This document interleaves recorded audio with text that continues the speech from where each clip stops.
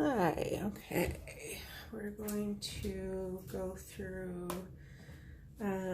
figure P5-6 today, and so in this problem we want to find the missing view and then also draw an auxiliary view of this angled side over here.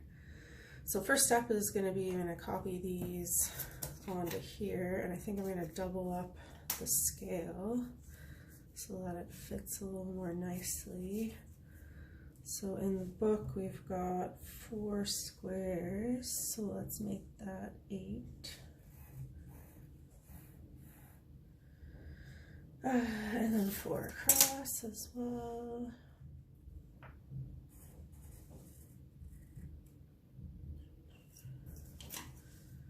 And then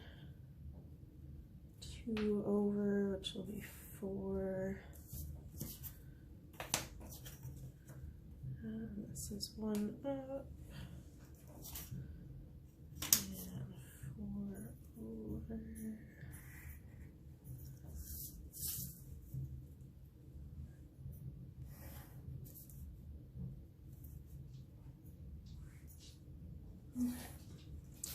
There's our front view, given its location. 2, 4, 6. So we'll leave a big space between the front and the top view. 4. And then 4 over.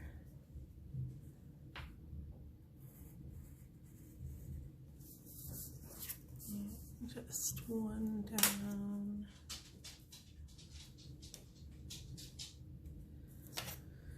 And 1, excuse me, 1 over.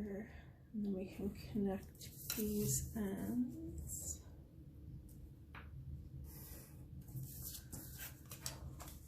And that's where we're going to be drawing our auxiliary view from. And then 1, 2.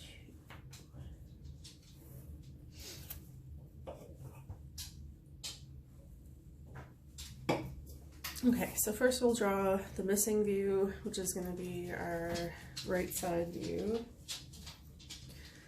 Hear my dog walking around in the background.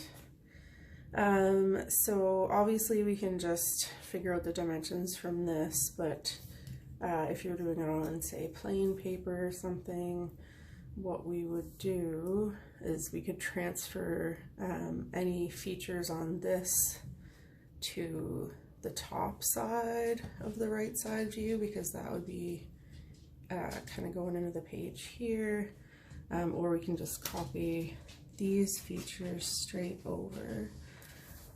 So generally we leave the same amount of space, so 1, 2, 3, 4, and then so it's gonna have to be the same height. And then this length here is this length here, right? So that's also 4.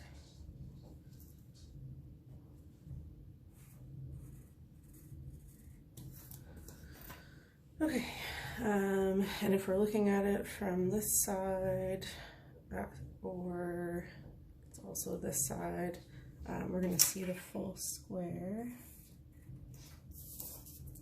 so we can mark that out. Move that.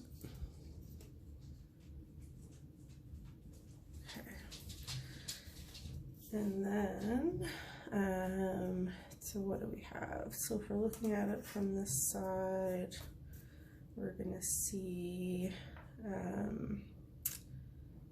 okay, so this feature here has to be angled in this direction. So this L is kind of here, So it is angled. So this isn't the actual length of this side. This is the actual length. So that's kind of the main reason we have for drawing auxiliary views, is to get the true shape and size of an angled partition. So if we want to figure out what it's going to look like in the side view, we can transfer kind of these points of interest over. So we've got our edge as a light line. That's going to line up with this edge here. And then we've got this point, which we can see on the top view. So that's going to be 1 over. So we'll have some sort of feature here, which is likely to be the long part of this L, right? Because this part, and if we look at this way, we can see this, and this is the L kind of goes down into the page. So this piece is the long part of the L. So that's going to go here. And it doesn't go down all the way, and only goes to where we can see it here. Okay, and then we've got this feature at this point. So again, this side is like we're looking at this side. So if we transfer everything down using what they describe in the book, the 45-degree miter line. So then whenever it hits this line, that's where we go down. So the edge, we hit that line, we get the edge. This part, we hit that line, we go down. So this part, we hit that line. That's where we go down to transfer these depths onto our side view. So that point is going to line up now. Remember, this is the front, so this is here. This we've decided is this. We haven't decided. That's what it is. It's this top part of the L. So when we're looking at the side, we can't see, this is just going to be a line. So that's just this line. This part is this part here. So then this part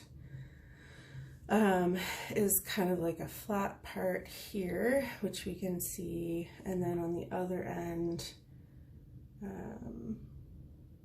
okay, it's got another flat part, but it's only going to be on the bottom, right? So yeah, we'll continue transferring these features from here down here, and then they also have to line up with this guy.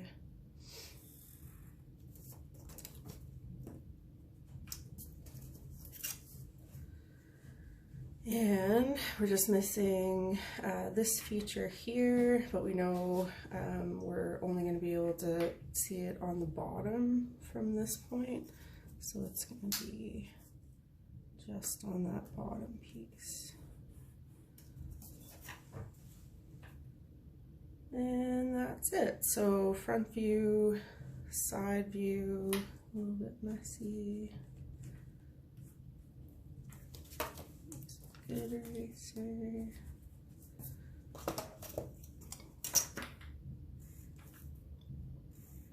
Okay, so now we want to put in the auxiliary view here. So I'm going to have to erase these construction lines just so I can fit that in.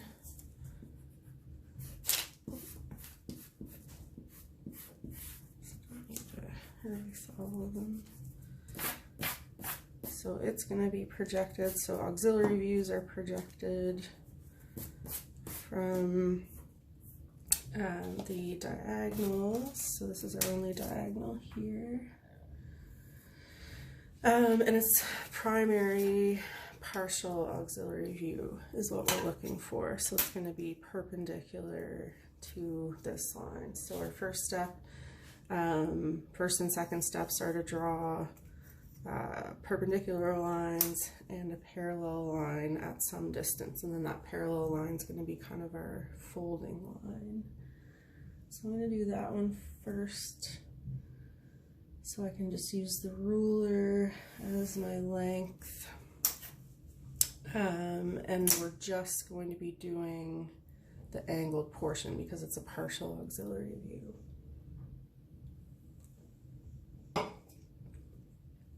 Okay, so then next step, we're going to copy these ones perpendicular out.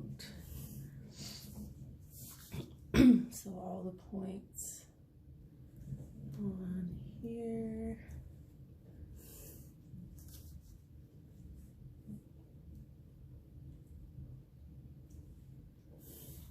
Okay.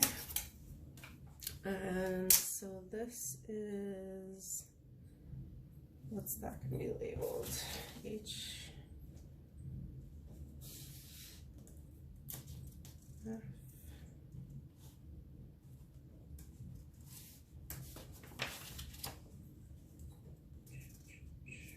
So this is H, and that's 1, if you want to follow along in the book.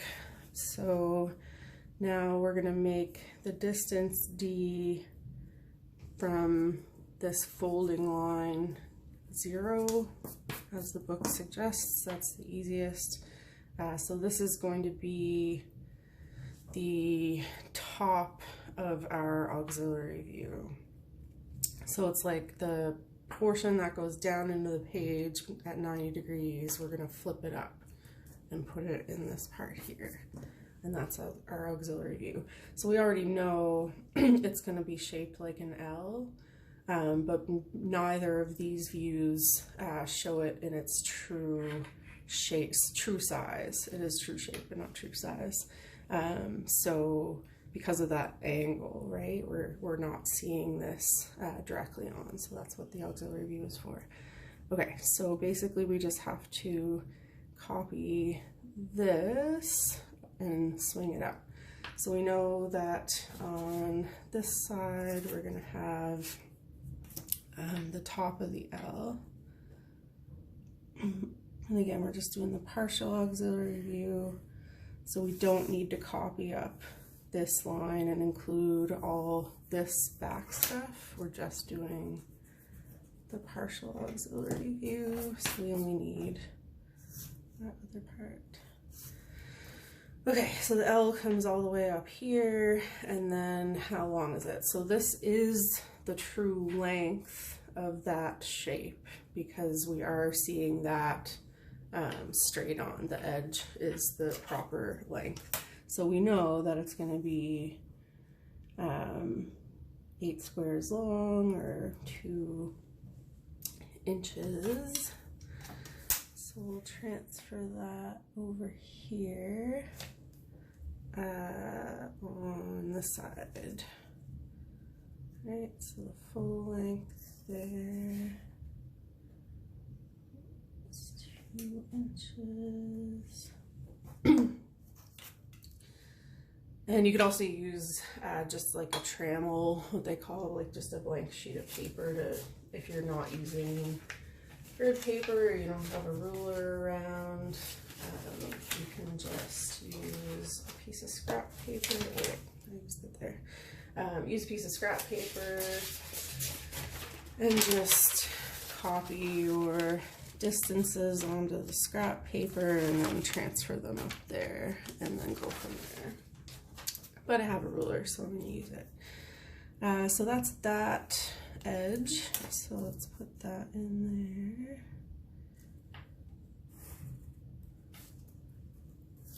And now this part is going to be the one on the inside, and that's a little bit shorter, so it's 1.5 inches. Here, just draw that in. So then obviously this end is just going to be parallel Or we could measure this out. That was 2 inches. Make sure we properly line that up.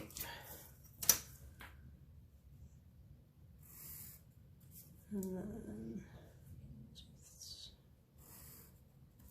this. And there you go. So that is our, yeah, that line looks a little crooked. Measure that.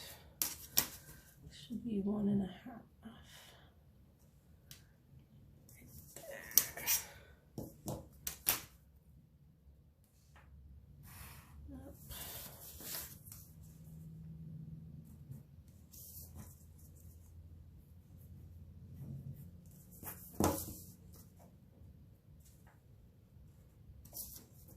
Okay, so that one's pretty easy, right? And then we can just erase those lines or leave them in.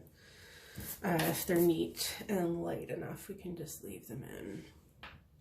And then we're supposed to put something on there.